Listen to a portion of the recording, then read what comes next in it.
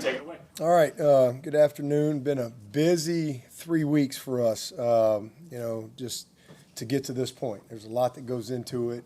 About 5 days of kind of program meetings, if you will, staff stuff, local media day, ACC media day, ladies clinic, just a lot going on. And then the last 2 days, just a ton of administrative and program meetings with our team. There's a lot of things, but, we need to make sure everybody's on the same page with before we, get to football.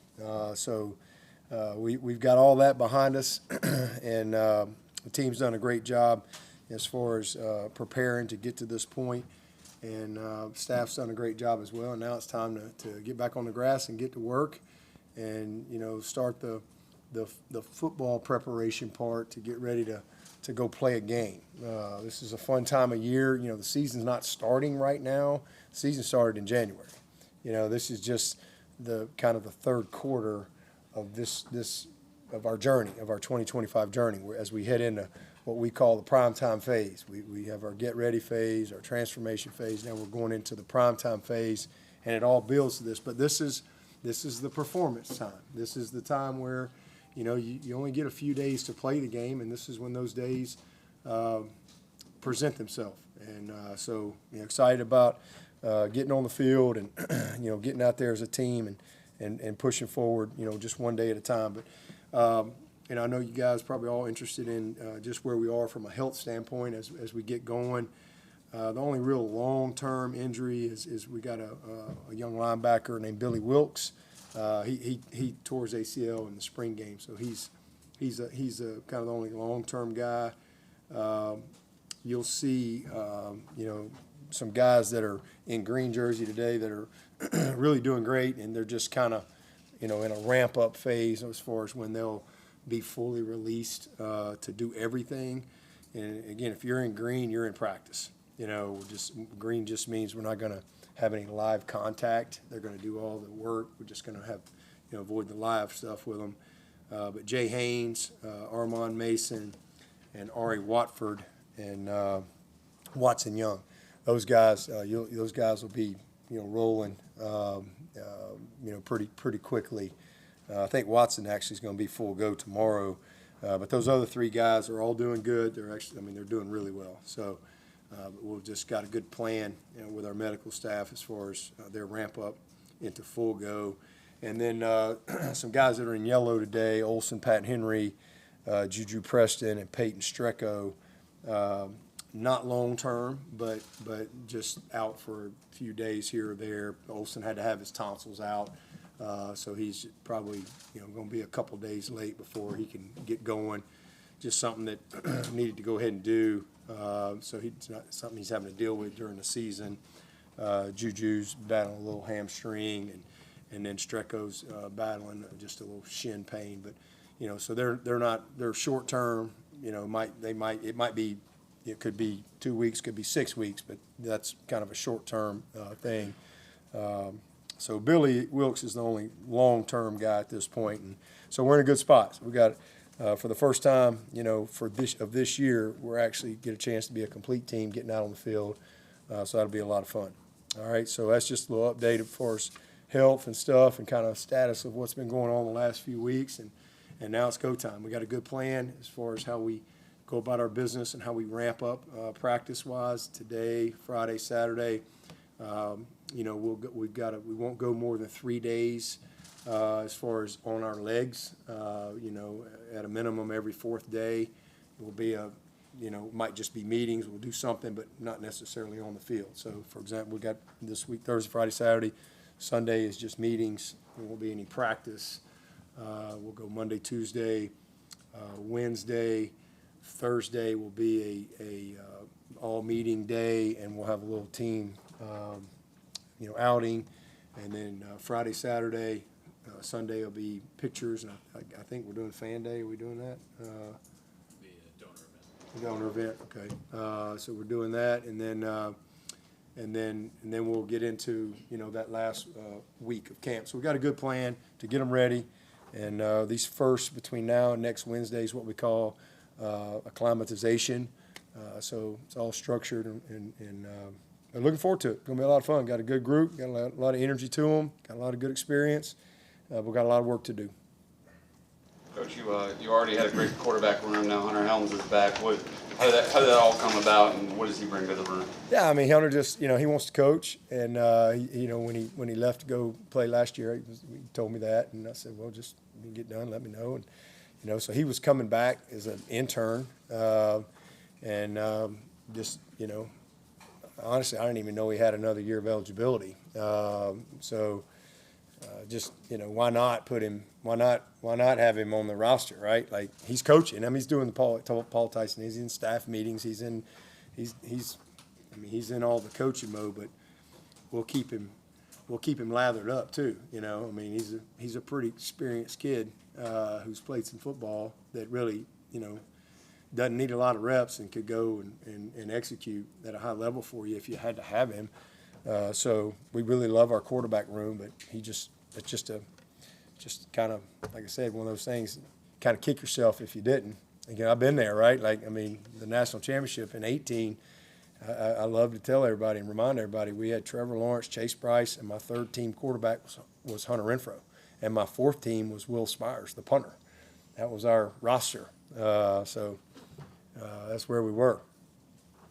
In fact, in the Syracuse game, when Trevor got knocked out, because I had moved that week, I moved Hunter to the quarterback room and Will, took him out of the receiver room, and I'll never forget Hunter coming up to me when Trevor got knocked out and chased up. He goes, "Does this mean I'm the backup now?"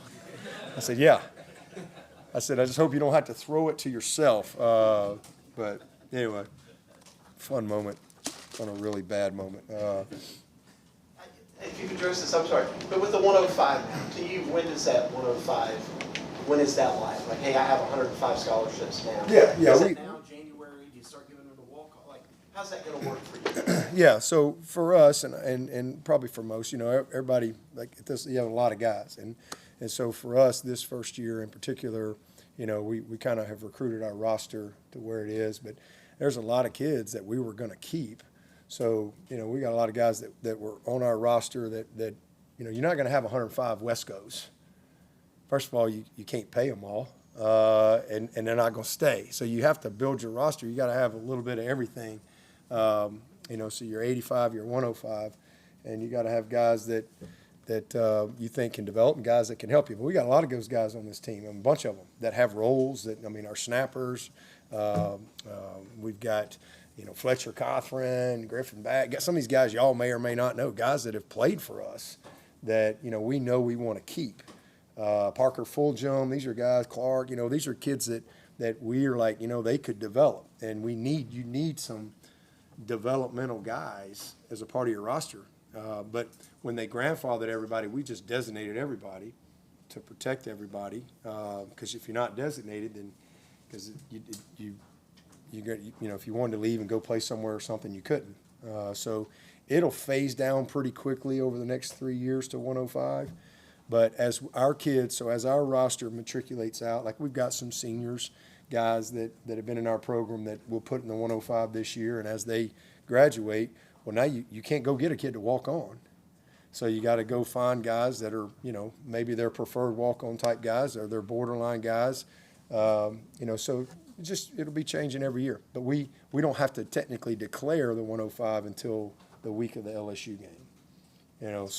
But we know, who those guys are, like Peyton Streko. Like, he's a kid we want to keep in our program. Right? We want to keep this kid. We've got guys like that that are all throughout. And then we got the guys that are pretty much just the true walk-on guys that we're thankful that we're able to have them. I think we're going to be at like 126, and that because some of the kids came back. Like Peter Nern, Zach Jackson, Dominique Cardoni, those guys all came back. They all moved on because they thought their career was over and they weren't going to be in the 105. So because we originally, remember, we were going to have to be at 105, like nobody else on your roster.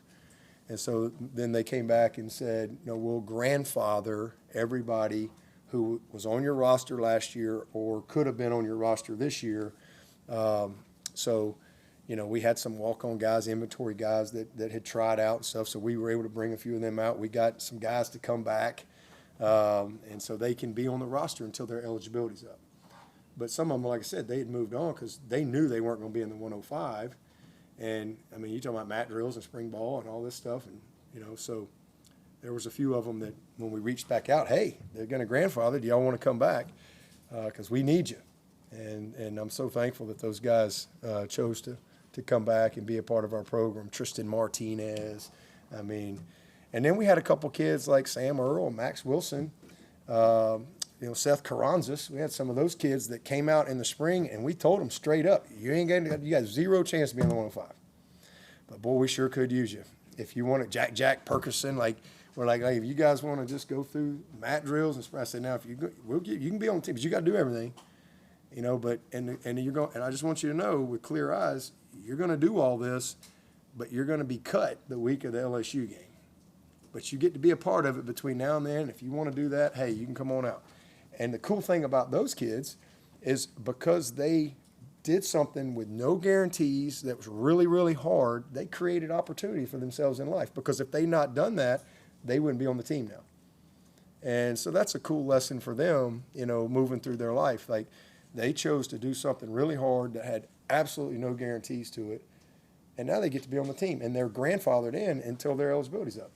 So it's cool. So, anyway, that's where we are. But like I said, we know who our 105 is, and there might be a couple kids over the next couple of years that get bumped up into that, but we'll have to recruit to that as we go through it. You've got a number. Now that you're at 105, your number changes at every position. So if your number's 15 at receiver, well, again, you're not going to have 15 T.J. Moores. That's not reality.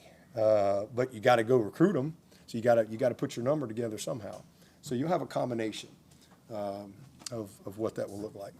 You say Olsen-Patt could be out in 6 weeks? No. He's just a couple days. He had his tonsils out. No, I said like Streko, Juju, and Streko and Juju. They could be 2 to 6 weeks, just depending. But no, Olsen just a couple days. He just a couple. They had to hold him because he just had his tonsils out. And so hopefully he'll be, hopefully by Monday he's out there rolling. Takeaways from the big weigh-in yesterday, anybody that stood out to you? There were a bunch of kids, honestly, that stood out. I could tell that the guys have really bought in. There was a lot of guys that have changed their bodies. A guy like Strozier, he's really, you can just obviously tell he's thicker. How about Cade Klubnik? He's 175 pounds when he got here. He's 212 yesterday. He looks great. He'll probably settle out in that 208 range, 209, when he gets through camp. But he's got a great foundation going into camp. And we had a bunch of linemen that looked really, really good. A guy like K-Part, man, he looked all, there was a bunch of guys that really jumped out to me. And it's just obvious that they've really been committed, because, again, you don't just show up on a day like that and be elite. You got to do a lot of work to get to that point. And I think our entire team really bought into what they had to do individually to come back and not necessarily be the final version, but the best version of themselves since they've been at Clemson. And, so it's a good group. Just to clarify, Jay Haynes, what are reasonable expectations for him? Could he be available one day? Yeah, that's all up to the medical team. He's in green. He and Armand and Ari, and they're, again, all doing great. But I don't know. It just depends on, we got to get out there and get going and get practicing. But he's in green right out of the gate, so that means he's in practice, and it'll be up to the doctors and medical team when they say, hey, he's full go. It'll be next week. It could be the first game. Could be game 3. I'd have no idea how these guys are going to, show up and respond. I just know where he's at, and I know that they're in a really good spot. They wouldn't put him in green if he wasn't ready to go. He'd be out there in yellow. So he's in a good spot when it comes to his his return to play protocol. But I don't have anything to do with that, and I have no way of answering that. I have seen nothing on the field with him, but I just know what they say, and those guys are doing great and on their way. we'll get them back at some point. So they're day to day. I guess what do you think about the reports weekly? Is that going to simplify things? I mean, we did that. I don't even know what year we did that. We did that one somewhere along the way. We did it for a long time. Is that when we stopped doing it, COVID? It predated me, so I think it was like 16 or 17. I don't know. There was somewhere, you stay somewhere long enough, it'll come back around, right? It's like short shorts and mullets. You just hang around, they come back. So, I mean, I don't know. What is it? Doubtful, probable, out, questionable.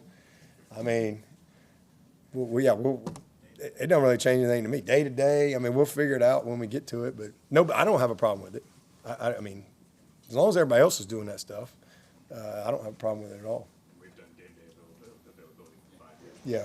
Yeah, we've always done the game day stuff. So no big deal to me. Just Ross will tell me, and we'll do it in our Thursday staff meeting. I'm sure, like when we do we go over injury stuff every morning. So on Thursdays, I think is that Thursday? So we have to do something on Thursday. So we'll decide, and then we'll go from there.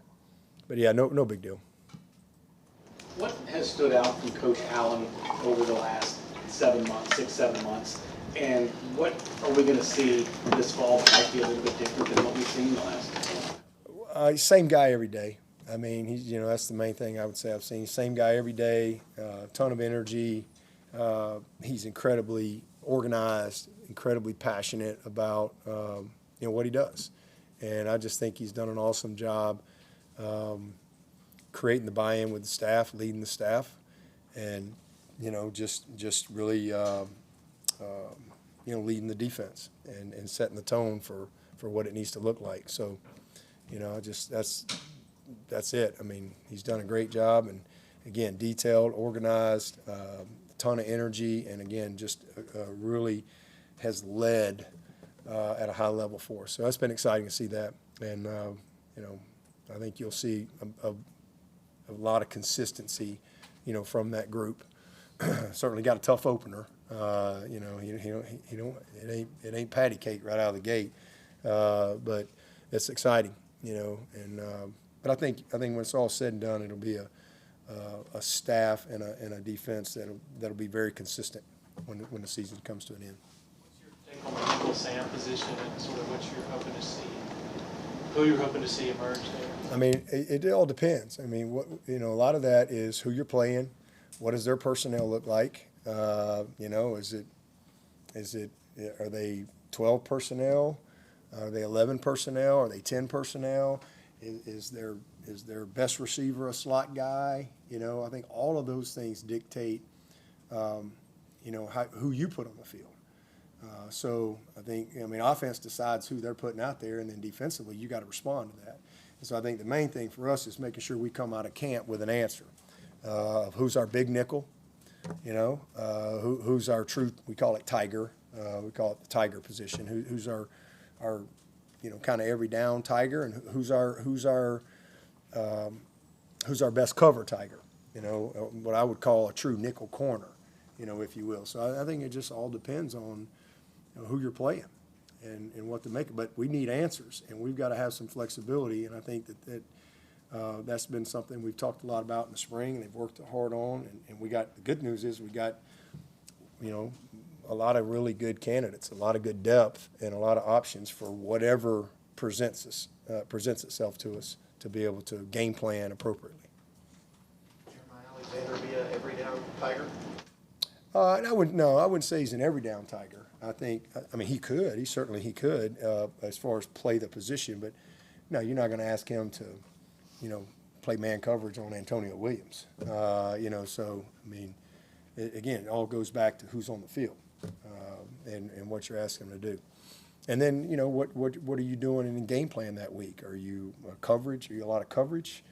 Are you hot pressures? You're going to play a lot of man that week? Like what's the game plan? I think that again dictates, how you put your personnel on the field. I guess to expound on Jeremiah, TJ and Peter talk a lot about his work ethic just from being here 5 in the morning, leaving at 8 p.m. How much is he going above and beyond what you would expect? if everybody worked like Jeremiah Alexander, this'd be the easiest job in America. I mean, he's unbelievable. I mean, and you just pull for a kid like that. Like, his commitment is, like, here's what's expected. Here he's up here. I mean, he's just a phenomenal young man. Great parents. He's a graduate already, and he's got 2 years of eligibility. And I'm excited. I'm so glad he's here. We've got he gives us we needed another veteran guy. We got a lot of young guys. We needed another real veteran guy. Even though he hadn't played a lot, he's had some injuries and stuff. But man, he is just he has truly been committed, and he's been above and beyond in everything that's been asked of him. And so excited to see him get out there and get to work. And we need some depth. We know what we got in Sammy and Wade, obviously. Those guys are proven guys for us here. And man, Jeremiah has done everything he can within his power to give himself the best chance to go compete. Learning a new system, being in elite shape. He's just a grinder, man. The guy wants it, and he's one of those type of people that you really pull for because he's done the work. Coach, everybody knows about the returning production you have at wide receiver, but guys like Tyler Brown, Cole Turner, who have battled injuries, what are you hoping to see from them in camp? Just health, good health, consistent availability. And I think if we get that from those guys, they'll have consistent production. Really confident guys, really proud of those guys. I mean, they've been starters, so they get it. I mean, we've got, like I told y'all, we went in the spring with 5 guys that we absolutely know can play winning football as a starter for us. And we came out with 6 because Tristan really kind of jumped into that mix. So love our depth there, and we've got the experience to go with it, which is awesome. This time last year, got guys hurt, new guys getting ready to play. So we're just in a different place. But Cole and Tyler are going to be critical to our success this year. So if you ask me what I'm looking for, they'll do the football part. I just a consistent availability, and just having their best fall camp, and staying healthy. You said you see Ashton Hampton moving around a lot at different positions over his career. Do you see him this early sticking at corner or being flexible enough to move? Yeah, we'll see. A lot of that depends on, again, who's the best players. We got some questions to answer. Who's the best players? And is it another corner that needs to be on the field? Is it another safety that needs to be on the field? Those are all questions that you figure out as you go through camp. But as a football player, Ashton can do a lot of things. There's no doubt about it. And we really kind of locked him in at corner last year, and I think that's where he'll start out. And we'll go from there. We'll just see. And again, that's a week-to-week thing. End of the day, you want to get the best players you can on the field. But as far as the longevity of his career, as he goes through his career, not just here, but beyond here, I think he'll end up playing a lot of positions as he really becomes really confident in the game and just continues to mature as a player. Because he's a unique talent. Corian Gipson, What are the next steps for his progression? It's kind of what I said, Tyler and Cole, just be out there. Last year he was never healthy, so he really couldn't. He just kind of stayed the same all year because he was just kind of he didn't have confidence. He was not healthy. He's just kind of working his way back. Really saw a light come on this spring. It's the first time since he'd gotten here that I actually saw him healthy. And so the next step for him is to, get out there and play with the confidence that he's got to have. And I think to have that confidence, you got to be healthy. And he is. He feels great. He looks great. And he really grew a lot in this offseason as far as just his maturity. So he's just got to go do it. Just one day at a time. But he's super talented. We all know that. But this is really the first time that he's the best version of himself since he got here, but this is the first time that I think he's a complete player. There's been something missing since the day he got here.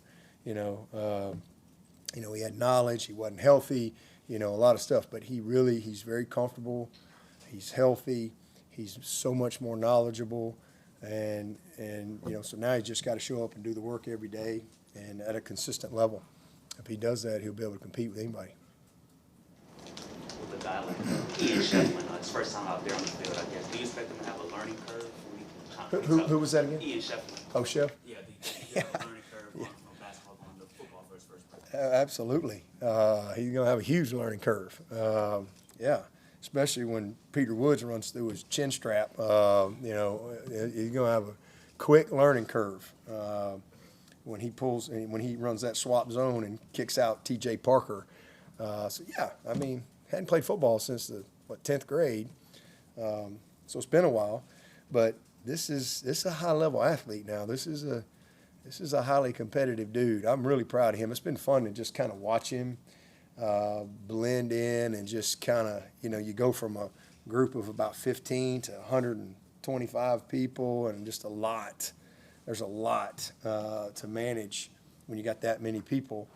And he's done great, man. He's done great. He's bought in. He's gotten stronger. He's really worked hard to give himself the best chance mentally to go compete. I think he'll be fine when it comes to catching the ball and running routes. I think all that stuff will come pretty quick for him.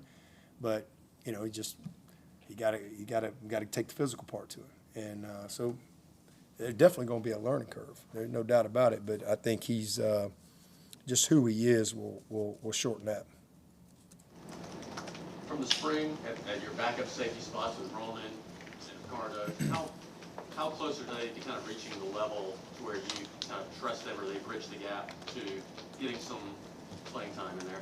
They're all right there. I mean, that's going to be a weekly battle.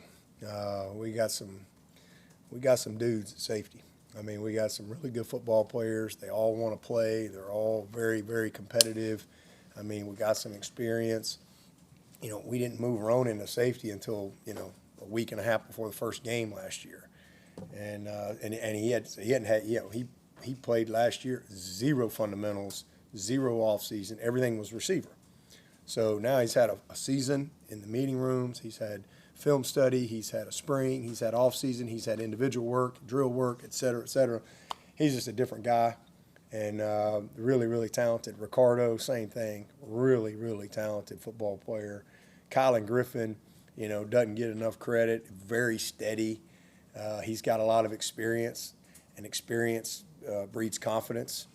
He's made some plays. I mean, and he's been a good work in progress. Obviously, Khalil has been a big time player for us. T-Bone has played everywhere. And is a great guy, for us as well. So I mean, it's just a group that, Robert Billings, Colin Webb. We got a lot of guys that are kind of in the mix. Joe Wilkinson was 200 pounds yesterday. He's really, developing. So we got some redshirt freshmen. We got some true freshmen like Keenan, who just got here, and then we got some sophomores and et cetera. It's a good group. It's going to be fun to see, but. I think I'd say we probably got 5 guys going in. I think any of them could start that are really, I think, right there going in. Somebody else may jump in that group, but I think for sure, guys, like we got to play people, and we got to make sure that, when I really believe that, like, okay, if it's 50-50, like you just play them, right? Like, I mean, we've had that before. I mean, we had Vic Beasley and Shaq Lawson and Kevin Dodd and Tavares Barnes and Corey Cross, and we just played them. I mean, like, we could rotate. I don't know. It was really close, but only run one guy out there. But I do think, and I think that's what we have at receiver. And I think that, if it's 70-30, then we got to do a good job of making sure that guy gets that 30. That creates competition. That creates development. That creates morale. And then the cumulative effect of that over the course of the season is important. But I think we've got, a group of guys that maybe they're not all quite 50-50, but, 60-40. They're not far off from each other. So it'll be fun competition. To that point, what's an ideal situation for the running back room? Are you hoping to see a month from now that maybe a guy has separated, or are you perfectly fine with 2 or 3 guys rotating through? Do you find that to be an ideal situation? I think an ideal situation for me is they all show that they can do it. They all deserve to play. That'd be ideal for me. That we come out of camp going, geez, man, this is really, really hard. That's ideal for me. I really love. I know they're, that's kind of the unknown factor, I guess, but we got some good players, some good guys right there. I think they're gonna do well. Vic Burley going into year 3. Coach Easton said he took a nice step forward this spring and He this did. summer. Yeah, be a redshirt sophomore. He same thing. Kind of had some struggles early on. Redshirted, missed a bunch of time, injuries, etc. And he just hadn't really been able to put it together with any type of consistency. And this spring was really the first time that you just saw it, and we go, okay, there it is. And we saw flashes, and then he was hurt, and then he would be out. He missed a lot of time, and so he's had a good spring and a good summer. So he's a redshirt sophomore, and he's a guy that we're counting on. We need him to take that next step for us this year. He can do it. Coach, when you're going in, The way in, he's also progressed the way that you want. Oh yeah, yeah. He and TJ Moore. I mean, they're on their way to being grown men. They both look totally different than they did last year at this time, and in every aspect, physically, mentally. TJ had just gotten here this time last year and had a lot to learn. So both those guys in a good spot. Coach, when you go into fall camp, what are your biggest goals or things that are top of mind to either address right away or get everything going in a positive direction to start? Yeah, just our practice habits. How we practice. You don't create game habits on game day. Those what you do on game day is a reflection of how you practice. And so creating game habits at practice. And so that's just setting the tone for that. How you practice, how we prepare, how we meet. Also, how they recover, how they take care of their body. All of those things. Obviously, building team, that's a big part of camp, because now you're getting ready to be together all day, every day, from morning until 10 o'clock at night. We're together every day, all day, for the next 2.5 weeks. There's no school, there's nothing, it's just football. And so the team aspect of it, making sure we come out of this thing, together. And then how to practice, like how to practice the right way against each other. That's also a big part, as we get going, early part of camp. So those are the main things, and just making sure that our conditioning is where it needs to be, et cetera. So that's always where it starts when we get out on camp. And then obviously you got the football stuff where you're going to get your installation in. You got to install your offense, install your defense, your kicking game. You really want to, spend a lot of time, because you have a lot of time, on the fundamentals, the techniques. The other thing is you want to evaluate your young guys. So it's the first time we've been on the field with a lot of these guys, and so we rep everybody. There's no clock when it comes to 20-hour rule and all that stuff. So we get everybody reps. So there's just a lot that you're trying to get done in a short amount of time in these next couple of weeks. So when we come into school that Wednesday, 10 days out or whatever, hey, now it changes. Now your time changes. You're repping 2 groups. You got scout teams, the whole deal. So we got a lot of decisions to make these next couple of weeks. But again, it just starts with the basics, how to practice, and again, the basics of what we do offensively, the base install, and then we go from there. Because you try to install as much as you can in fall camp, so that you can grab onto that. Not all for the first game, but it was game 4.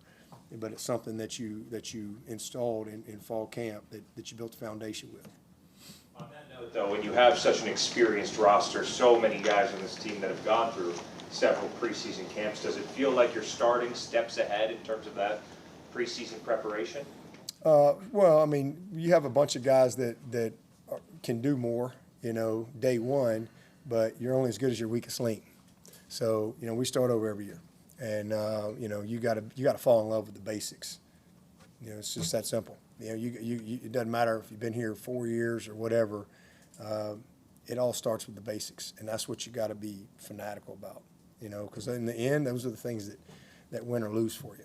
So, we got some guys that could go out there and play right now, from a mental standpoint, ready to go. But, you're only as good as that weakest link. So we got to make sure that everybody is where they need to be. What went into the decision to not publicize the results from the big weigh-in yesterday? I didn't even know we printed that stuff. He asked me if I wanted to. I was like, did we put that out? And I was like, well, we don't need to put that out. Just let them ask me about it. I know we've always videoed the whenever we started video and stuff. But, I didn't really see a need to put it out and send that to our opponents and all that stuff. Just let them keep guessing. Larry, But I'm happy to answer any questions for y'all. you mentioned nickel before, talking Jamal Anderson. We played last year 210 to 15. Where do you want him to be? Do you want him to fill in? I think he was like 226 or something yesterday. He looked great. But, he just got he missed all spring, really wasn't out there. So it's a big year for him. And we need him, So, he needs to jump in there at will and get ready to roll. He could play some Sam in certain personnel situations, but, we got him kind of penciled in there, I think, at will to see what he can do. But the biggest thing is just getting out there going. He wasn't in a position to compete physically, and now he is. He's not going to play linebacker for us at 200 pounds, but he's done the work. He's put himself in a good spot, and, so now he's got a chance to go compete, and we'll see what he can do. Been a great special teams guy for us, but he needed a little girth, and so he's looks good. He's really done what he needs to do and bought into it.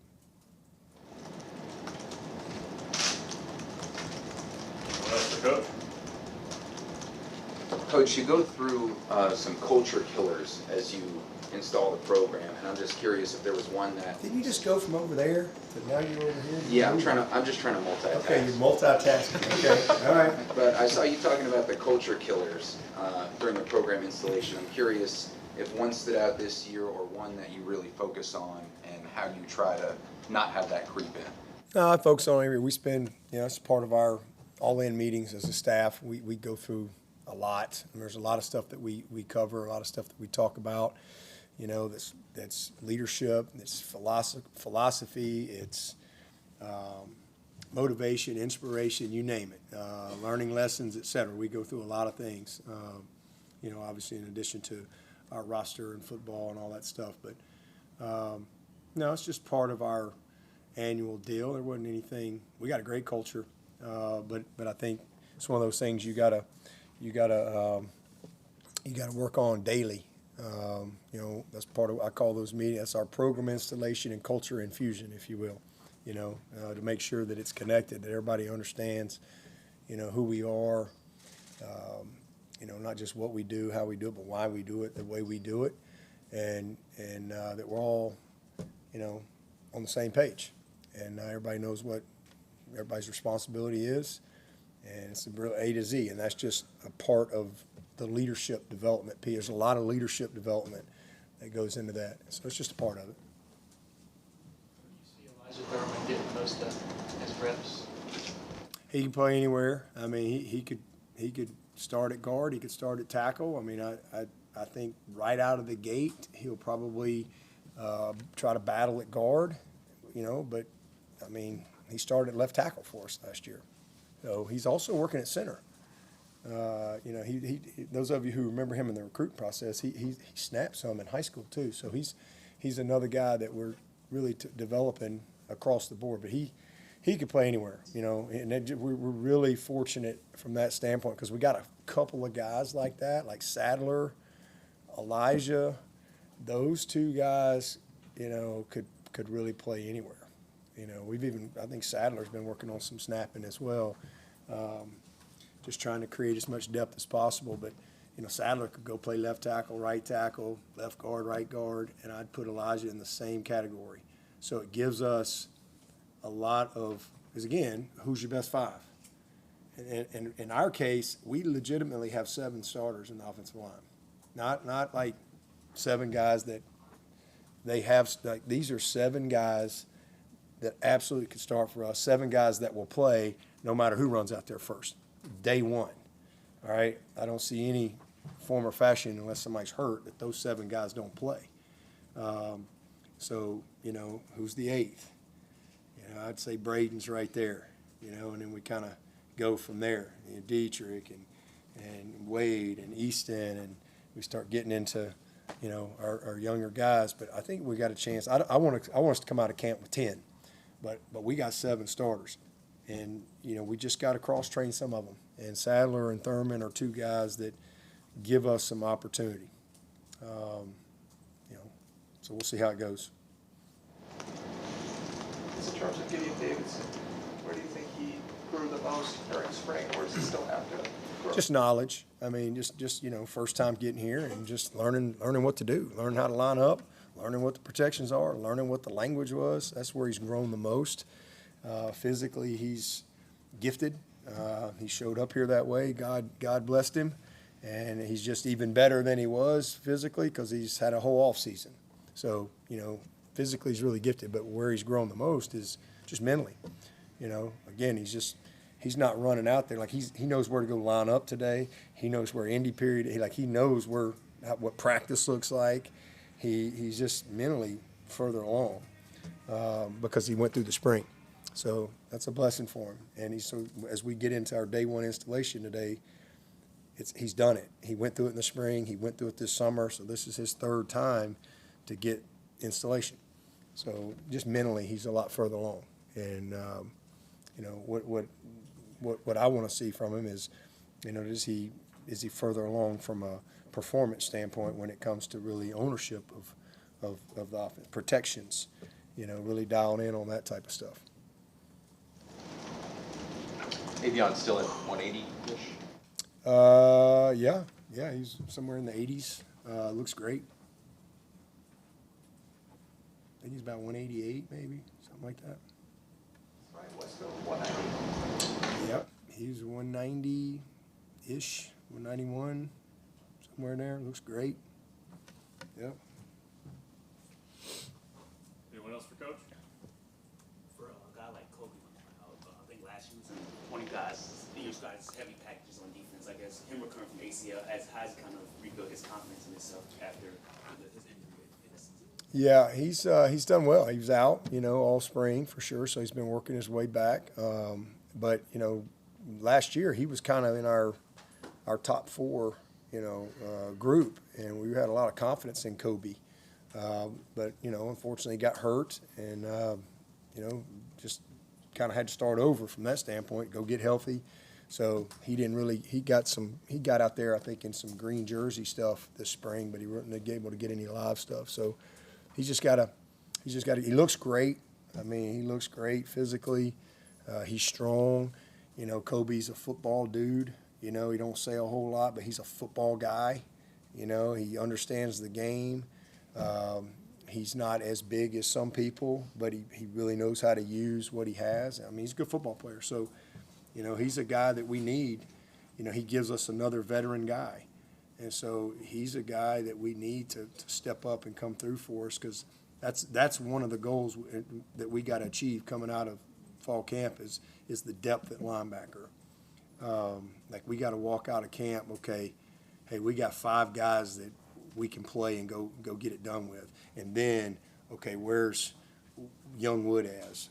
He looks amazing, by the way. He's 220-something pounds. I mean, there ain't much difference between it. He looks great. But where's young Wood as? Where's C.J. Kuba-Taylor, who looks great? Where's he at? Logan Anderson. I can't wait to see Logan Anderson. He's the first time I've seen him.